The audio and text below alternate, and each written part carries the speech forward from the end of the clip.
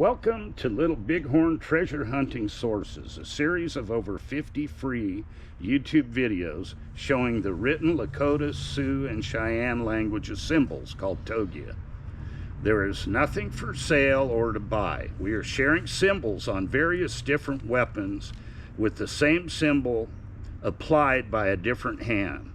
Not every Indian knew the over 10,000-year-old language. Predominantly, it was known by the walk-on, which were the holy men, chiefs and sub-chiefs, but other people did know it as well. The person who wanted to mark their possession and did not know the language would have the walk-on either mark it for them, or the walk-on would draw the symbol with a stick or a finger in the smooth dirt or sand, and then the person might mark the artifact themselves. It was common to give the walk-on some gratuity for the information.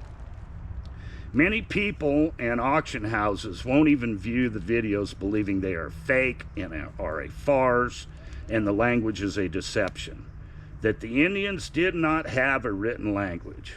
We only want to show you who have an open mind and want Little Bighorn collectibles to watch and doubt what I'm telling you and question what you're seeing.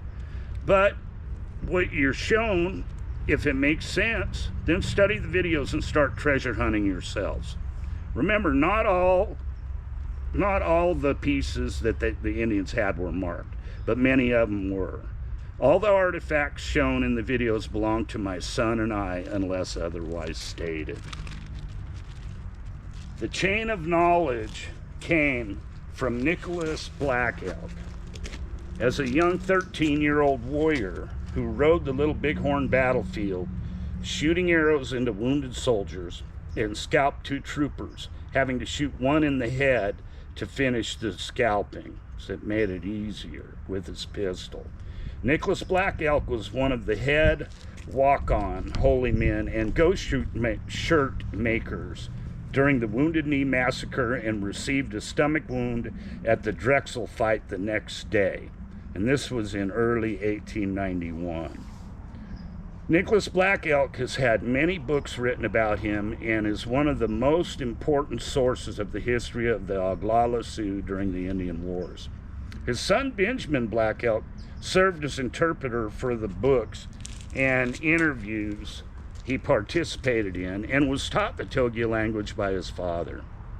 A flat tire in 1967 on Benjamin's car led to a chance meeting of a general engineering contractor working in the area. Becoming friends and spending lots of time together, and not finding any Native American Indians with the aptitude or who wanted to learn the Togia language, Benjamin Black Elk chose Wendell Grandgard to teach the language to when he was diagnosed with terminal cancer.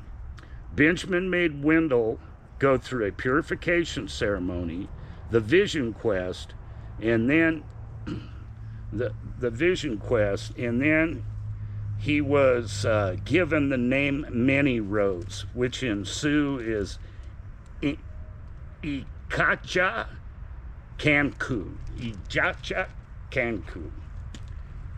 Also, he made him a blood brother, and Wendell still has the scar. In a surveyor's book, each word and its varieties, if there were any, was documented until Benjamin's death, February 1973. That's video number 33. Some claim that the symbols are just dents and scratches. Displayed are weapons with the symbol for horse, which is the shape of a horseshoe. Very hard to make accidentally. You decide. We'll start here with a Springfield trapdoor carbine. This was one of the 7th Cavalry issues. Its stock's been sanded, so we can't get any other name on it other than the Indian who took possession of it. And his name was Iron Horse. And Iron Horse was Crazy Horse's brother-in-law. And the Custer Carbine's videos are 6, 9, 14, 21, 30, and then there's more. But here you can see the horseshoe mark here. That's the symbol for horse. Here it is here. If you look here, this is actual photo of the stock. And you can see the horse. And it's in other places on here. And the best way, obviously, to clearly see the marks is to take a photograph, then blow them up, and then study it. They show more detail than the naked eye is capable of. One might ask, how do you know the horseshoe is a symbol for horse? Well, check out this knife right here. This belonged to horse. He was Oglala. He rode throughout the Indian wars with Big Road's band of the Oglala, and were some of the first Indians who Crazy Horse placed in position to stop Reno's attack on the big camp at the Little Bighorn. Look at the wooden handle. It's in the shape of a horse. And you can see the Togia mark, horseshoe for horse, and then the Oglala sign right there. The wooden handle has a drop, and that happens to be the eye of the horse's head. Next is Crazy Horse's stone war club. It is heavily inscribed with a big horseshoe and a check mark for Crazy. This is the first piece that Benjamin showed many roads in Kakcha, Cancun in 1969. I purchased this in April 2022 from my dear friend Glenn Maddox, who's passed away, God rest his soul. That's video 23. Next, in video 24, see the Colt single action. Wait, let me back up a little bit. You can see the inscribed horseshoe here, and you can see it outlined here in the report, and the check mark for Crazy in the inside. And it's very prominent, and there's absolutely no doubt about it. And then next, that was the first piece Wendell had ever seen also that Benjamin Black Elk showed him. When he showed it to him, he said, guess who this belonged to? And Wendell said, I'm not a guesser. And he said, it belonged to Crazy Horse. How do you know? Well, he showed him that very mark. And I was lucky enough to run into it from Glenn Maddox. And the next video, video 24, is a Colt single action, 13,700. Now, Custer, he had General Terry give a special order, and there's a copy you'll see of the factory letter in some of the other videos. And there were several of them in the 13,000 serial range. And it'll describe why the ivory grips in the videos were used, because of the religion of some of the bands of the soldiers to play, that they wouldn't fight without having a white stone. But this was serial number 13,700, issued to Crow Scout, half yellow face, by Custer himself there at the meeting with General Terry when Custer received 6 Crow Scouts, and he was the leader, half yellow face. And half Yellowface was leading his wounded comrade out of the east side of the Little Bighorn River, and this Colt, as he was getting ready to shoot Red Feather, was knocked from his hand by Crazy Horse with that stone war club, undoubtedly. And Red Feather picked it up after it came out of half Yellowface's hands, and after the battle gave it to Crazy Horse in tribute for saving his life. The next piece you'll see is this little antlered handle knife, and it belonged to Spotted Horse, and you can see once again the horseshoe and the symbol for horse. And on video number 3, I believe it is the symbol for Spotted, and it is very evident, the word Spotted, and you'll see several pieces in that video with that same symbol on it.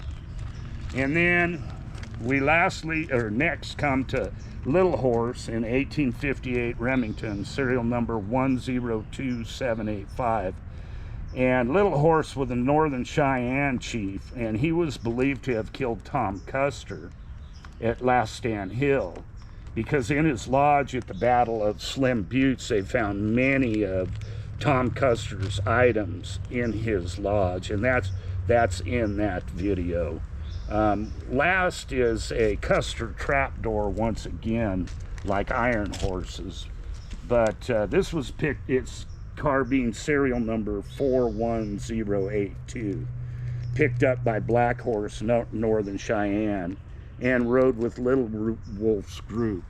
And he arrived at the Little Bighorn just as the battle was beginning, and as it was beginning, and it has the soldiers' initials on it. If you look here, you can see SS for Samuel Staples, Company I, and if you come here on the video, you can see the S plain as day, and the others are there, a little fainter.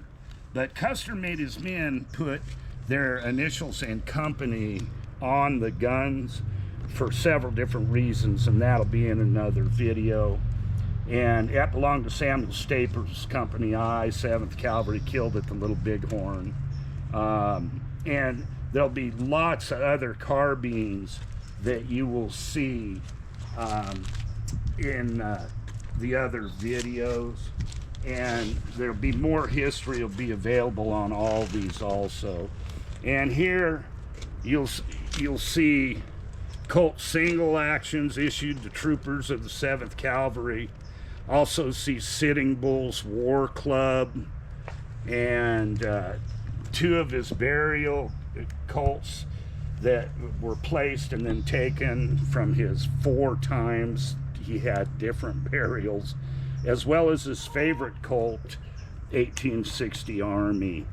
That's videos 37 through 40. Custer's Auricura scout guns that he issued to them also is in some other videos, 36. And there is just so much more to see. And see what you think. Share the history with others if you believe it. We feel this is honestly an important part of our American history. So check it out. Doesn't cost you anything. And then you can look for your own Little Bighorn treasures. We thanks for watching. God bless.